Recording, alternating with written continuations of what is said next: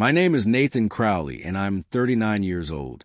For the past 8 years, I worked as a logistics manager at MidCorp Solutions, a mid-sized distribution company based out of Cleveland, Ohio. I thought I had job security. I thought my track record spoke for itself. I was wrong about a lot of things back then, but I learned something valuable about corporate politics and the power of strategic patience. If you enjoy stories of cold-blooded revenge and gripping plot twists, like this video and subscribe to the channel now. There are brand new unreleased stories here every day, each one more intense than the last. Let me start from the beginning. MIG handled logistics for automotive part suppliers across the Midwest. My department managed inventory flow, shipping schedules, and warehouse operations for 12 different client contracts worth approximately $4.2 million annually. I had built that operation from the ground up, transforming what used to be a chaotic mess of missed deliveries and angry customers into a well-oiled machine that consistently hit 97% on-time delivery rates. My team respected me because I never asked them to do anything I wouldn't do myself. I knew every forklift operator by name, understood the intricacies of our warehouse management software better than the IT department, and could spot potential bottlenecks 3 weeks before they became problems. When corporate headquarters in Detroit sent efficiency auditors our way, they consistently praised our operation as the gold standard for the entire company. But success breeds envy, and in corporate America, envy can be more dangerous than incompetence. Brenda Hayes worked in quality assurance. 42 years old, she'd been with the company for 6 years and had always struck me as professionally adequate, but personally bitter. She had applied for a promotion to senior quality manager 18 months earlier and been passed over for someone with better credentials. Since then, she made subtle comments about favoritism and questioned various departmental decisions during staff meetings. Should have paid more attention to those warning signs. Malcolm FDH was my direct supervisor, the operations director. 55, balding and perpetually worried about his next performance review. Malcolm was the type of manager who made decisions based on what would cause him the least amount of immediate trouble rather than what was actually right. He avoided confrontation like it was radioactive and had a talent for taking credit when things went well while distancing himself when problems arose. The incident happened on a Tuesday morning in March 2023. I was reviewing quarterly shipping reports when Malcolm called me into his office. His face was grim, and he had that look he got when he was about to deliver bad news, but wanted to pretend it wasn't his fault. "Nathan, we need to talk," he said, closing the door behind me. "There have been some serious allegations made about your department's reporting accuracy." I sat down, genuinely confused. "What kind of allegations?" "Brenda brought some concerns to my attention yesterday. She claims there are discrepancies in your delivery success metrics. She believes you've been manipulating the numbers to make your department look better than it actually is." The accusation hit me like a physical blow. In 8 years, I had never falsified a single report. Every metric I submitted was based on documented delivery confirmations, client feedback, and third-party logistics tracking data. My reputation was built on transparency and accuracy. "Malcolm, that's completely false." I said, "Every report I submit is backed by verifiable data. I can show you the documentation for any metric you want to review." He held up his hand, avoiding eye contact. "Nathan, I understand this is difficult, but the company can't afford to have questions about data integrity. Given the sensitive nature of these allegations and our upcoming contract renewals, I have to make a decision that protects the company's reputation."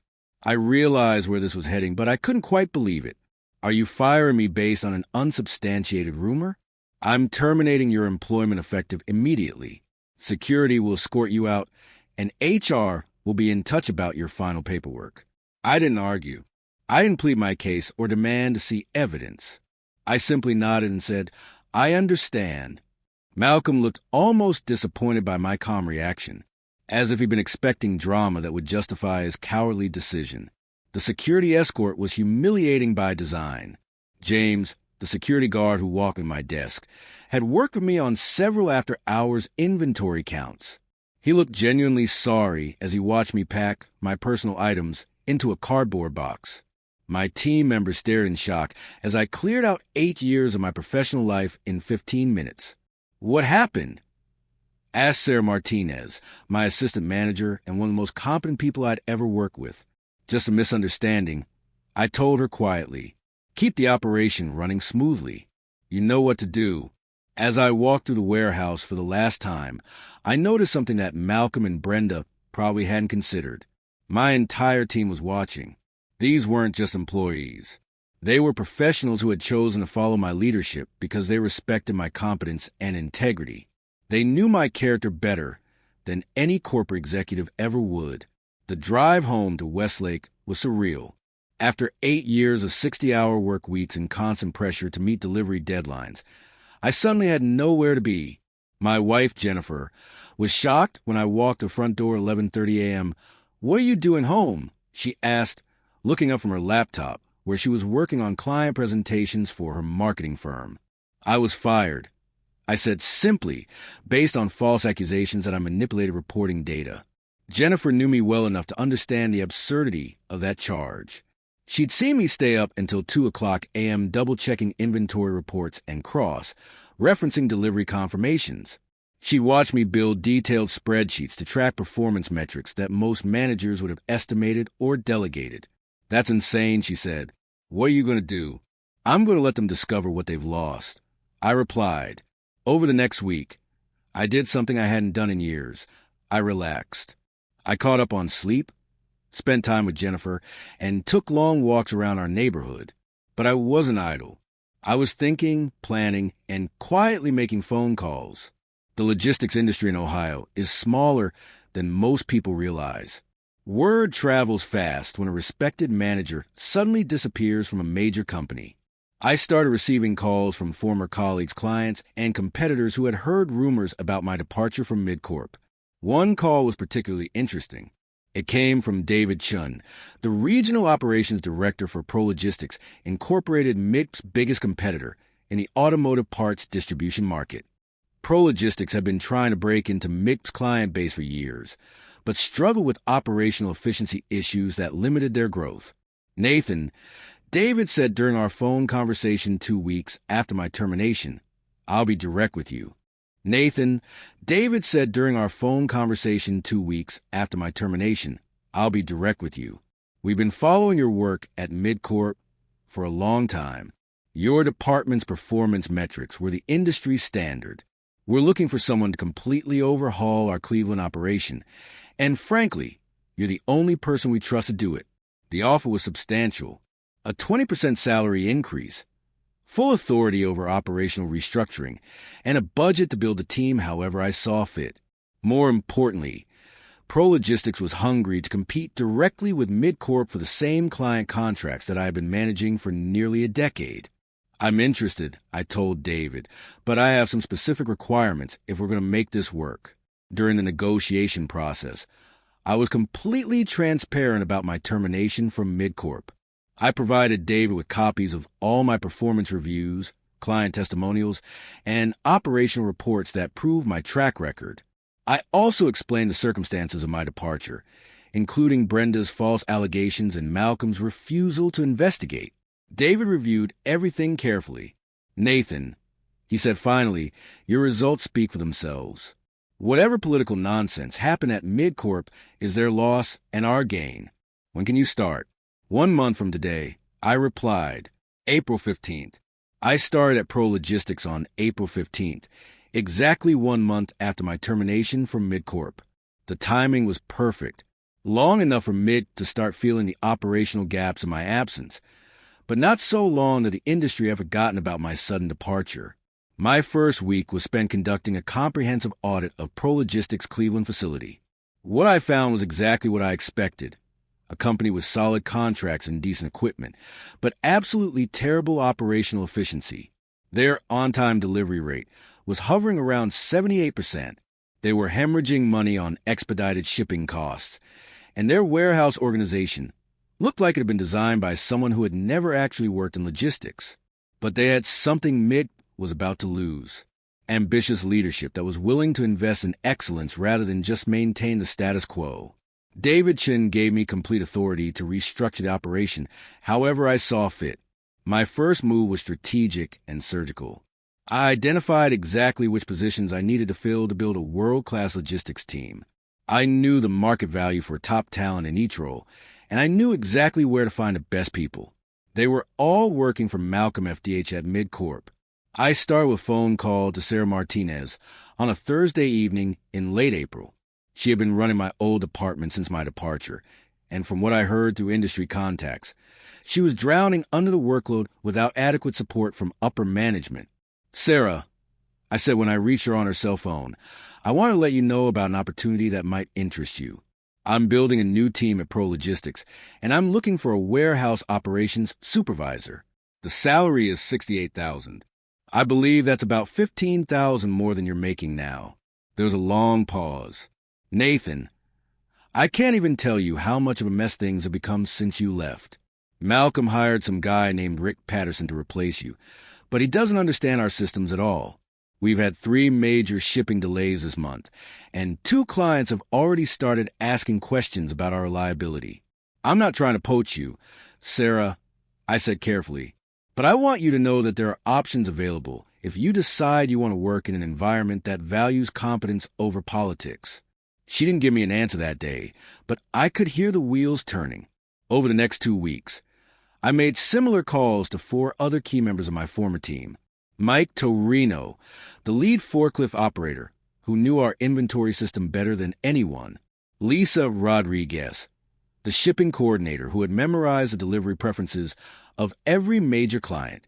Tom Bradley, the maintenance supervisor who could fix any piece of warehouse equipment with spare parts and determination.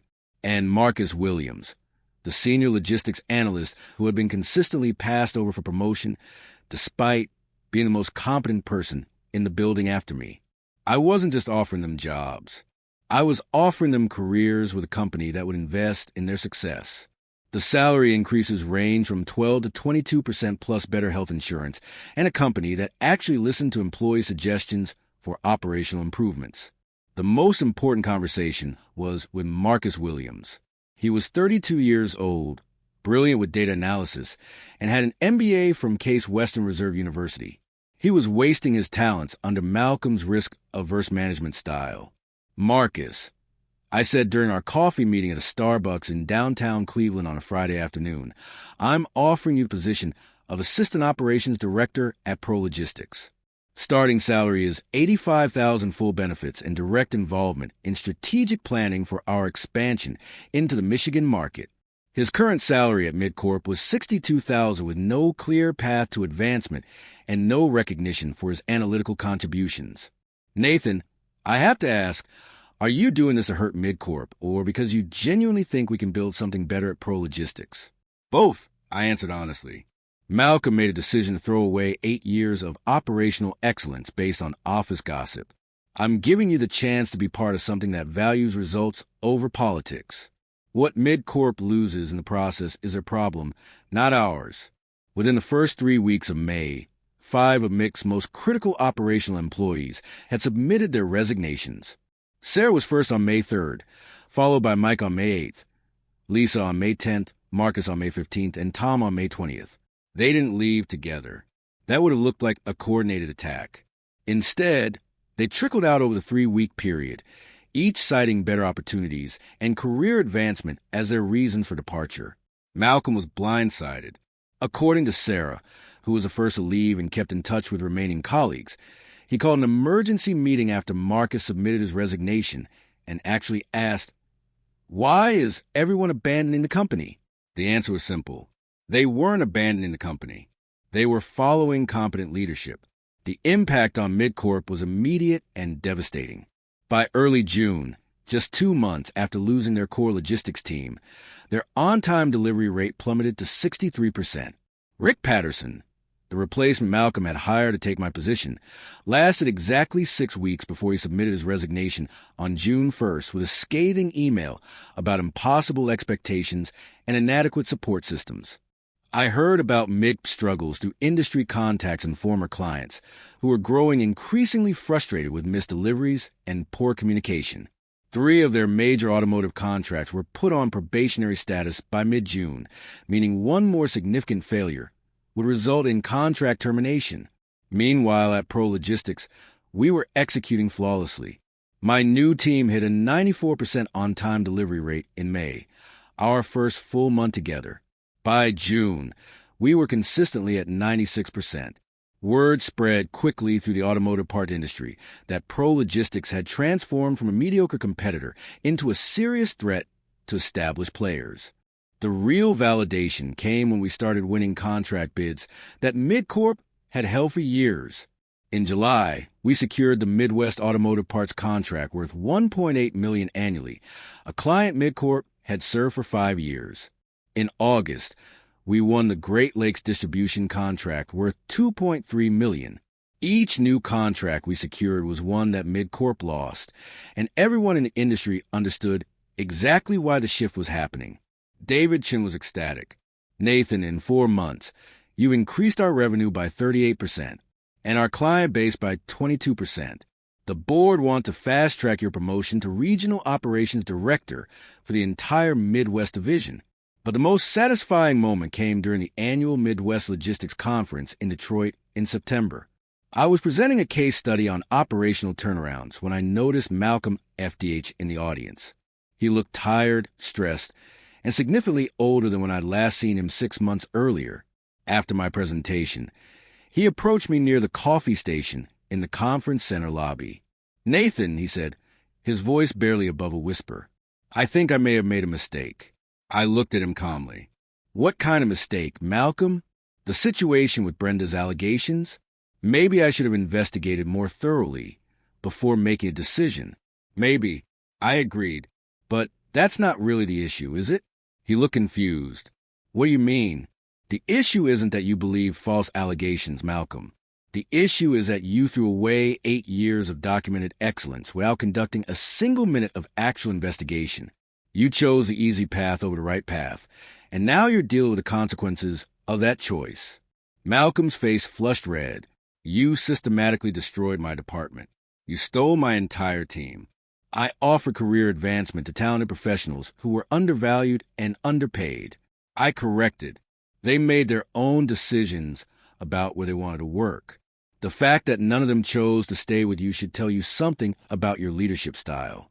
In October, 3 months after our conference encounter, MidCorp lost their largest automotive contract, the $4 million annual Buckeye manufacturing deal that represented nearly 40% of their logistics revenue. The client cited consistent delivery failures and communication breakdowns as the reason for termination. Progistics was awarded the contract. 2 weeks later, Malcolm was quietly reassigned to a lesser position within MidCorp's corporate structure in November. Brenda Hayes was laid off during the company's downsizing efforts in December that followed their contract losses.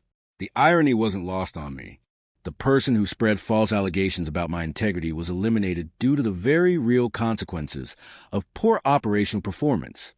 Today, I'm the Regional Operations Director for Pro Logistics Midwest Division, overseeing logistics operations across Ohio, Michigan, Indiana, and Illinois. My annual salary is $137,000, nearly double what I was making at MidCorp. More importantly, I work for a company that values results, invests in employee development, and makes decisions based on data rather than office politics. My former team members have all been promoted within Progistics structure. Sarah is now the Cleveland facility manager. Marcus was promoted to senior strategic analyst, and the others have advanced to supervisory roles with significantly better compensation and job security. MidCorp still operates, but they're a shadow of their former presence in the automotive logistics market. They've struggled to rebuild their operational capabilities and have never recovered the client relationships they lost during their post-Nathan collapse. The lesson I learned from this experience is simple. Excellence always finds a way to rise, and mediocrity always finds a way to sink. When someone chooses political expedience over professional integrity, they don't just hurt the person they're targeting. They damage their own foundation in ways they rarely understand until it's too late. Sometimes the best revenge isn't what you do to your enemies. It's what you achieve despite them. If you enjoyed this story, like this video, and leave a comment telling us what you thought. And if you're not already subscribed to the channel, please subscribe and hit the notification bell to receive alerts about new stories like this one. Thanks for watching, and see you next time.